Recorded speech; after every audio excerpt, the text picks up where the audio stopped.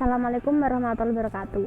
Makasih teman-teman udah ngeklik videoku kali ini. Nah, di video YouTubeku kali ini aku akan mempresentasikan ke kalian bagaimana Pancasila menjadi dasar negara Republik Indonesia.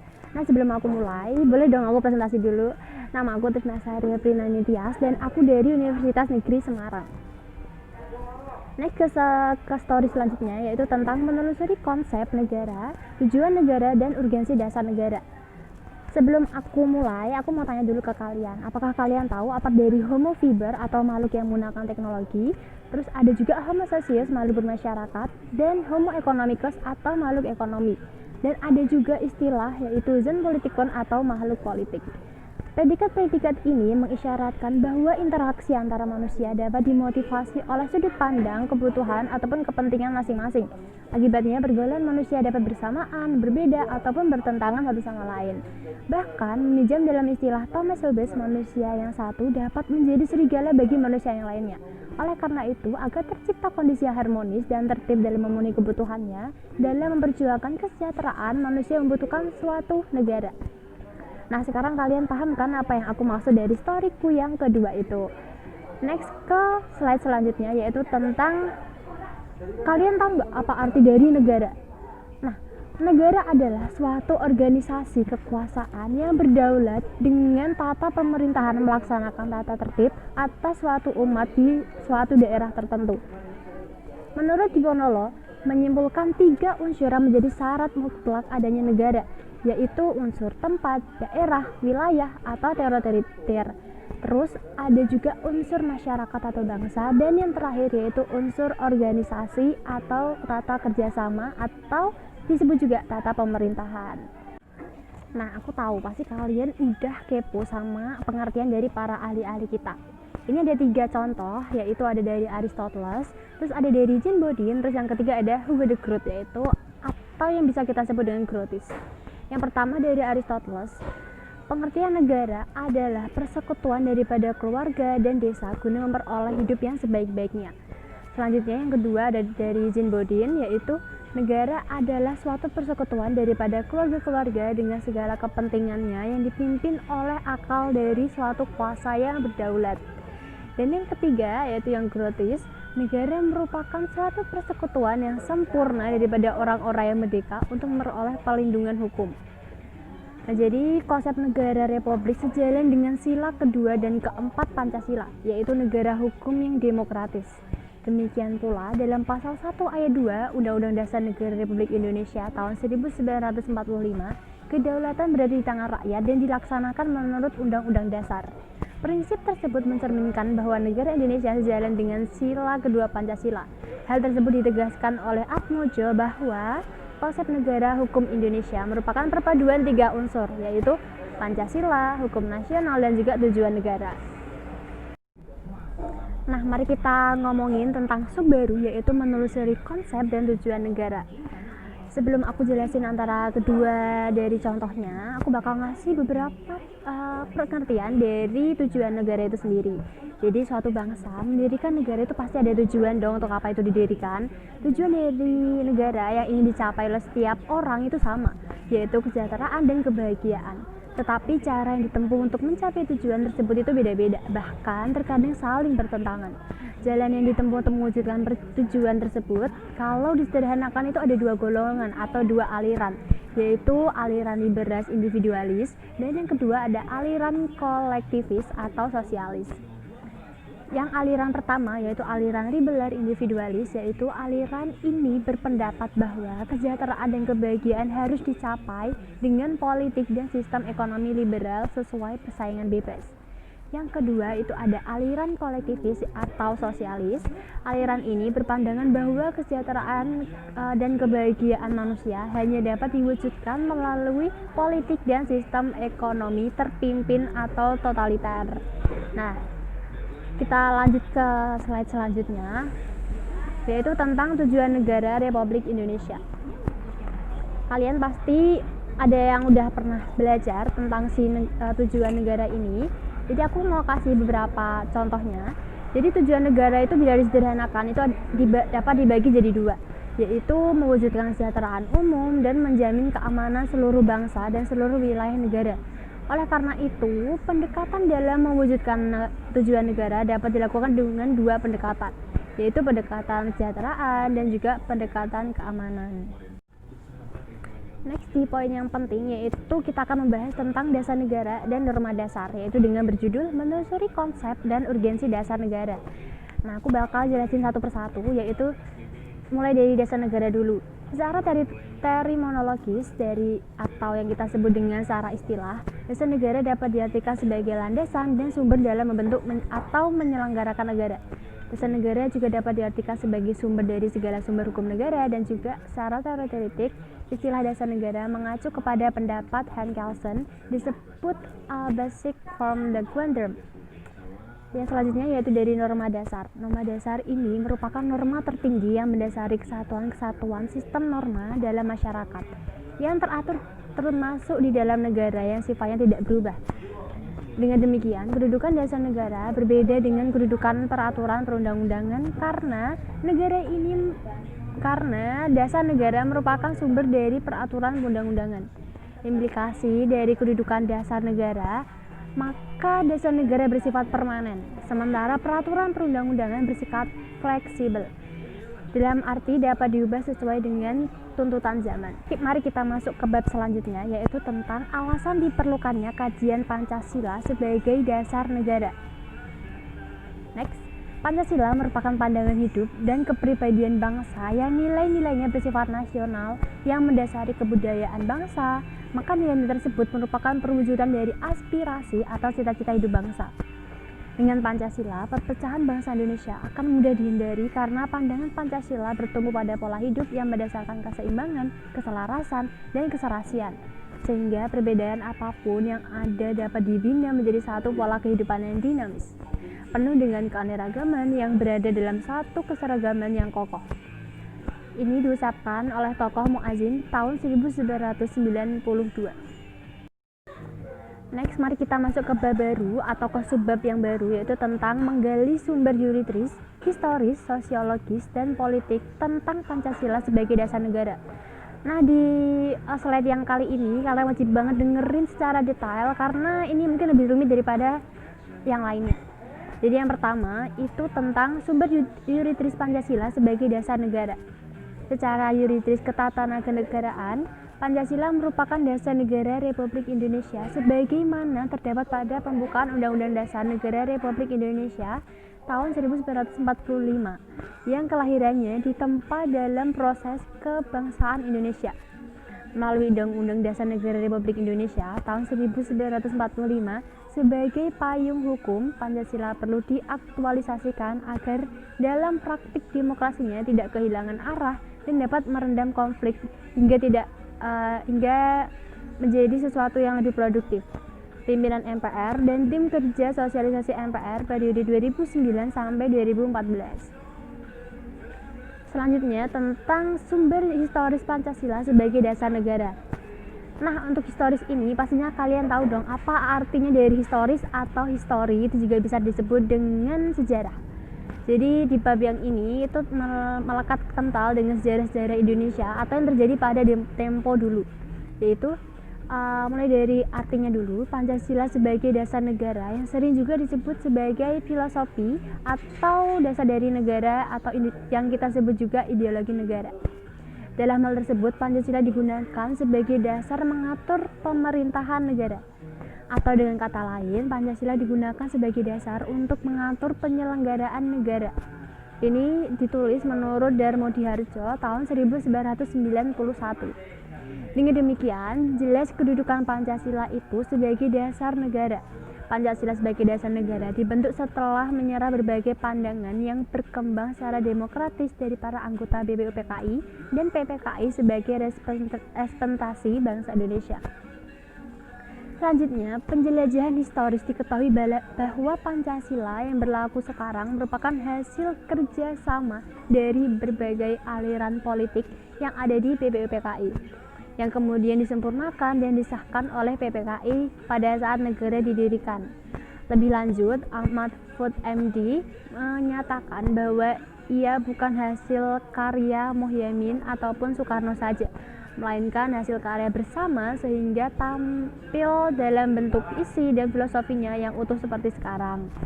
Jadi dari yang kita tahu, sumber historis Pancasila sebagai dasar negara itu nggak cuma didesain atau dibuat oleh Muhyiddin ataupun Soekarno juga, tapi ini adalah hasil karya sesama sehingga pada zaman BUPKI itu sudah disahkan dan sudah disempurnakan oleh PPKI itu sendiri. Nah, kita kurang membahas dua, yaitu ada sumber sosiologis Pancasila dan juga ada sumber politis Pancasila sebagai dasar negara. Yang pertama, aku bakal jelasin dulu tentang sumber sosiologis Pancasila sebagai dasar negara. Nah, pimpinan MPR dan tim kerja sosialisasi MPR periode 2009 sampai 2014 menguraikan pokok-pokok moralitas dan haluan kebangsaan kenegaraan menurut alam Pancasila sebagai berikut. Jadi ini ada 4 poin yang udah aku susun biar kalian gak bingung, yaitu salah satunya ada nilai-nilai ketuhanan sebagai sumber etika dan dianggap sebagai fundamental etika kehidupan bernegara. Lalu ada juga nilai-nilai kemanusiaan universal yang bersumber dari hukum Tuhan, hukum alam, sifat-sifat nasional yang dianggap penting sebagai fundamental etika politik kehidupan bernegara dalam pergaulan dunia.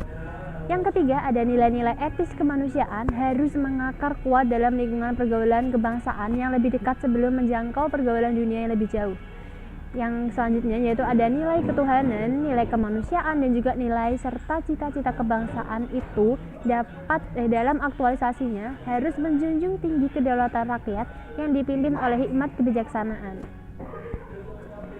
Selanjutnya ini adalah sumber politis yang terakhir, yaitu ada sumber politis Pancasila sebagai dasar negara. Nah, untuk yang sumber politis ini nggak jauh beda sama sistem pemerintahan yang ada di Indonesia. Jadi Pancasila merupakan norma hukum yang memformulasikan dan mengimplementasikan kebijakan publik yang mengangkut hajat orang hidup banyak. Pancasila menjadi kaidah penuntun dalam setiap aktivitas sosial politik. Dengan demikian, sektor politik pada gilirannya, sektor pemerintahan akan menghasilkan output politik berupa kebijakan yang memihak kepentingan rakyat dan diimplementasikan secara bertanggung jawab di bawah kontrol infrastruktur politik. Mari kita masuk ke bab selanjutnya, yaitu tentang membangun argumen tentang dinamika dan tantangan Pancasila sebagai dasar negara. Next. Ini ada 2 penjelasan. Yang pertama ini tentang argumen tentang dinamika Pancasila.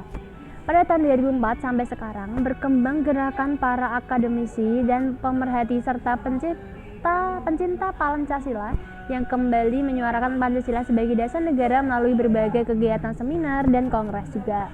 Hal tersebut ditujukan untuk mengembalikan eksistensi Pancasila dan membudayakan nilai-nilai Pancasila sebagai pandangan hidup bangsa serta menegaskan Pancasila sebagai dasar negara guna menjadi sumber hukum dalam penyelenggaraan pemerintahan negara. Yang poin kedua itu tentang argumen tentang tantangan terhadap Pancasila sendiri.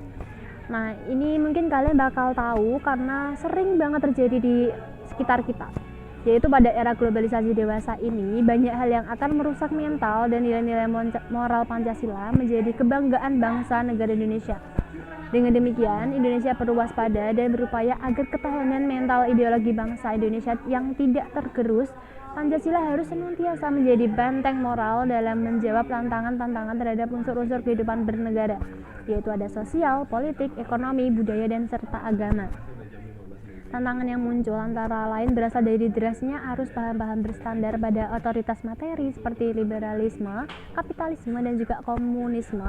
Ada juga sekularisme, pragmatisme, dan hedonisme yang menggerus kepribadian bangsa yang berkarakter nilai-nilai Pancasila. Hal ini dapat dilihat dengan jelas betapa paham-paham tersebut telah merusak jauh atau merasuk jauh dalam kehidupan bangsa Indonesia, sehingga melupakan kultur bangsa Indonesia yang menjadi sifat religius, santun, dan juga gotong royong. Tantangan terhadap Pancasila ini yang diuraikan di atas hanya merupakan sebagian kecil saja, teman-teman. Jadi karena tantangan terhadap Pancasila itu seperti fenomena gunung es yang tidak terlihat lebih banyak dibandingkan yang muncul di permukaan, hal ini menggambarkan bahwa upaya menjawab tantangan tersebut tidak mudah. Oleh karena itu, seluruh elemen masyarakat harus bahu-membahu, harus gotong royong, merespons secara serius dan bertanggung jawab guna memperkokoh nilai-nilai Pancasila sebagai kaidah penuntun bagi setiap warga negara. baik bagi negara yang berkiprah di sektor masyarakat maupun dalam pemerintahan juga. Jadi kita sebagai bangsa Indonesia wajib banget bahu-membahu untuk memunculkan lagi nilai-nilai Pancasila yang telah hilang dalam negara kita. Jadi sebagai makhluk yang masih peduli dengan negara, kita harusnya ikut menggotong royong atau ikut juga menguri-nguri kebudayaan agar tidak terganti seera berkembangnya era globalisasi masa sekarang. Selanjutnya kita akan masuk ke bab yang baru, yaitu mendeskripsikan esensi dan urgensi Pancasila sebagai dasar dari negara. Nah, yang pertama ini ada esensi Pancasila sebagai dasar negara. Aku jelasin satu-satu, yaitu kita menuju ke penjelasannya terlebih dahulu. Pancasila sebagai dasar negara membawa konsekuensi diterima dan berlakunya kaidah-kaidah penuntun dalam pembuat kebijakan negara, terutama dalam politik hukum dan nasional. Lanjut, Mahmud menyatakan bahwa dari Pancasila dasar negara itu lahir kurang-kurangnya 4 kaidah penuntun dalam pembuatan politik hukum atau kebijakan negara lainnya. 4 kaidah itu ada salah satunya yaitu ada kebijakan umum dan kebijakan politik hukum harus tetap menjaga integrasi atau keutuhan bangsa, baik secara ideologi maupun secara teritori. Yang kedua, kebijakan umum dan politik hukum haruslah berdasar pada upaya membangun demokrasi atau kedaulatan rakyat dan demokrasi atau nomokrasi negara hukum sekaligus. Selanjutnya, yang ketiga ada kebijakan umum dan politik hukum haruslah didasarkan pada upaya membangun keadilan sosial bagi seluruh negara atau rakyat Indonesia. Indonesia bukanlah penganut liberalisme, melainkan secara ideologis menganut prismatika antara individualisme dan kolektivisme, dengan titik berat pada kesejahteraan umum dan keadilan sosial. Yang keempat atau yang terakhir yaitu ada kebijakan umum dan politik hukum haruslah berdasar pada prinsip toleransi beragama yang berkeadaban. Indonesia bukan negara agama sehingga tidak boleh melahirkan kebijakan ataupun politik hukum yang berdasar atau didominasi oleh suatu agama tertentu atas nama apapun. Tetapi Indonesia juga bukan negara sekuler yang hampa agama sehingga setiap kebijakan atau politik hukumnya harus dijiwai oleh ajaran berbagai agama yang bertujuan mulia bagi kemanusiaan. Jadi walaupun kita tidak boleh terlalu berpacu pada agama, kita juga tidak boleh terlalu menyampingkan agama itu sendiri. Itu adalah poin dari yang nomor 4 tadi.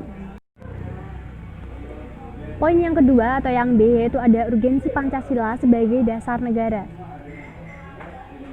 Nah, tadi kita udah berbicara tentang esensi Pancasila sebagai dasar negara. Sekarang kita berbicara tentang Pancasila sebagai dasar negara. Kedudukan Pancasila sebagai sumber dari sumber hukum sudah selayaknya menjadi ruh dari berbagai peraturan yang ada di Indonesia. Pembukaan Undang-Undang Dasar Negara Republik Indonesia tahun 1945 yang ditegaskan dalam alinea keempat terdapat kata berdasarkan, yang berarti Pancasila merupakan dasar negara kesatuan Republik Indonesia.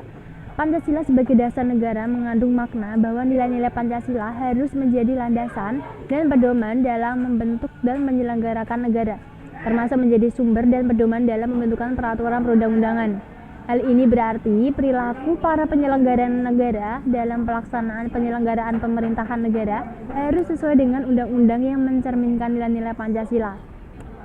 Apabila nilai-nilai Pancasila diamalkan secara konsisten, baik oleh penyelenggara maupun oleh seluruh warga negara, maka akan terwujud tata kelola pemerintahan yang baik yang kita harapkan. Jadi pada gilirannya cita-cita dan tujuan negara dapat diwujudkan secara bertahap dan berkesinambungan. Jadi di poin ini kita harus kita harus secara konsisten lebih baik, entah itu untuk yang membuat perundang-undangan ataupun kita sebagai masyarakat juga harus mengayomi sesama pemerintah juga. Nah, yang ketiga yaitu ada hubungan Pancasila dengan pembukaan Undang-Undang Dasar 1945. Nah, kenapa sih Pancasila yang ada di buku undang-undang itu selalu bersampingan dengan pembukaan UUD 1945? Mari kita simpulkan dalam 2 paragraf yang ada di sini. Yang pertama, Notonegoro tahun 1982 menegaskan bahwa Undang-Undang Dasar tidak merupakan peraturan hukum yang tertinggi. Di atasnya masih ada dasar-dasar pokok bagi undang-undang dasar yang dinamakan pokok kaidah negara yang fundamental. Dapat disimpulkan bahwa hubungan Pancasila dengan pembukaan UUD antara lain sebagai berikut. Jadi kalian wajib banget dengerin, ini ada dua simpulan kenapa Pancasila dan juga UUD itu selalu bersama. Yang pertama, pembukaan Undang-Undang Dasar 1945 memenuhi syarat unsur mutlak sebagai stats fundamental norm. Oleh karena itu, kedudukan pembukaan merupakan peraturan hukum yang tertinggi di atas undang-undang.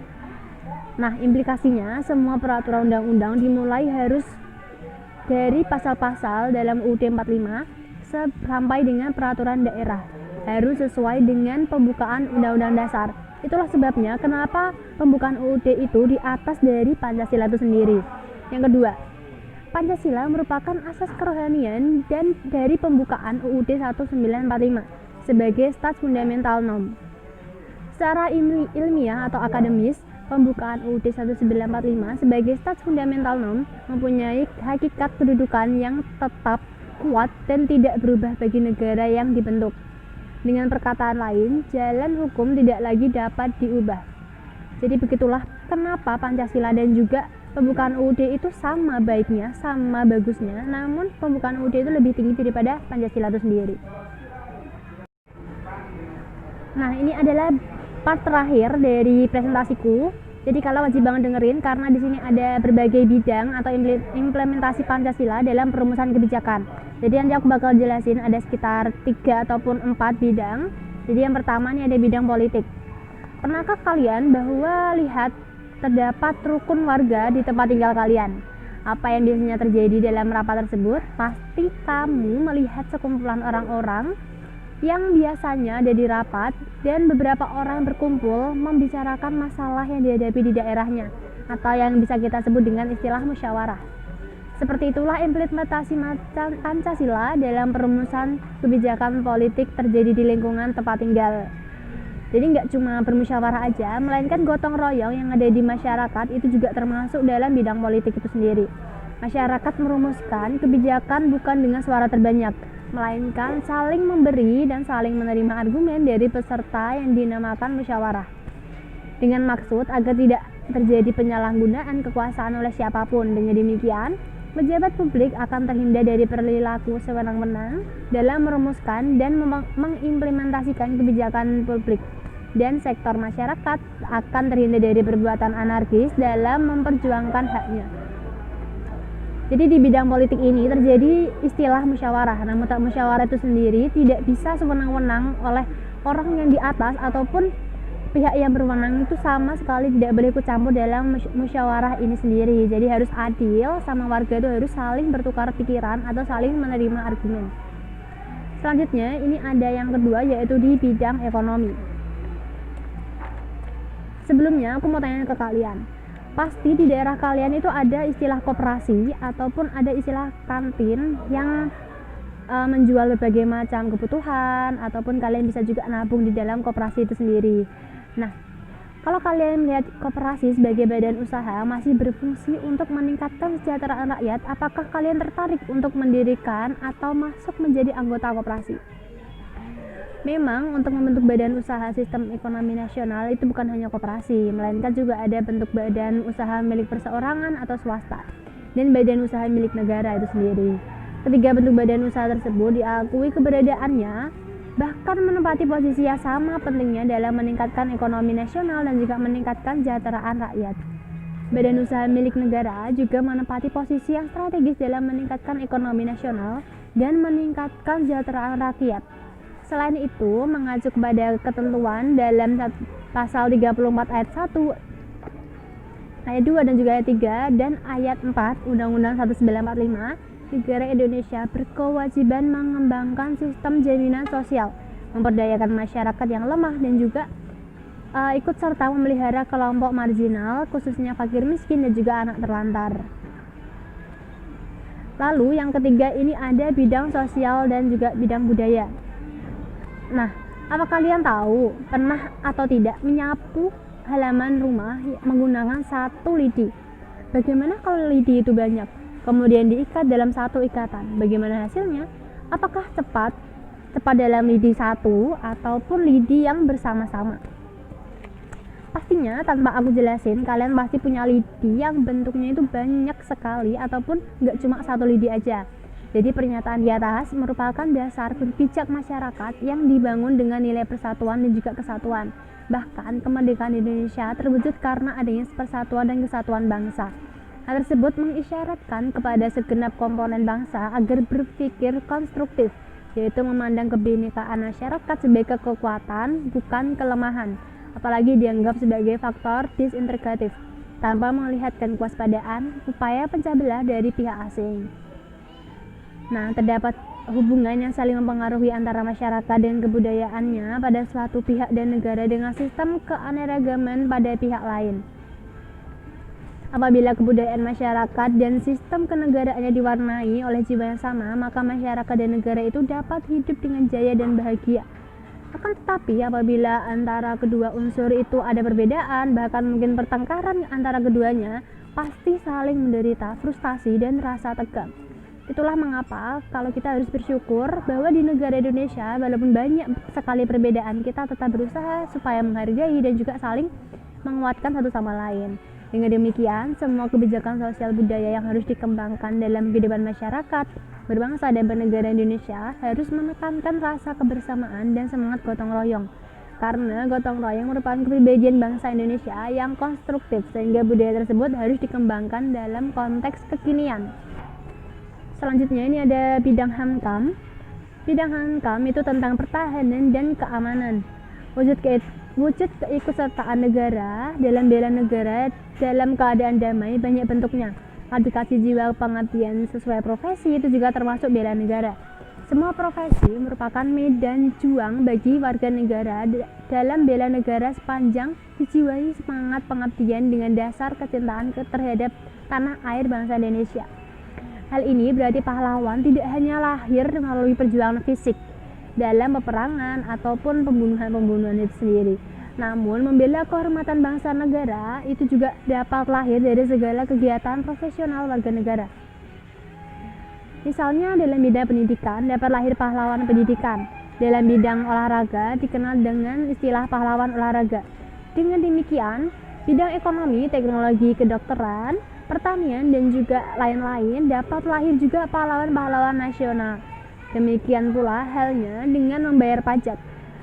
Mereka juga pahlawan karena rela menyerahkan sebagian dari penghasilan kekayaannya untuk membantu negara, juga membiayai pembangunan seperti pembangunan jembatan, jalan, terus pembayaran gaji TNI Polri, dan juga penyediaan program pembangunan yang pro masyarakat miskin maupun subsidi dan sebagainya.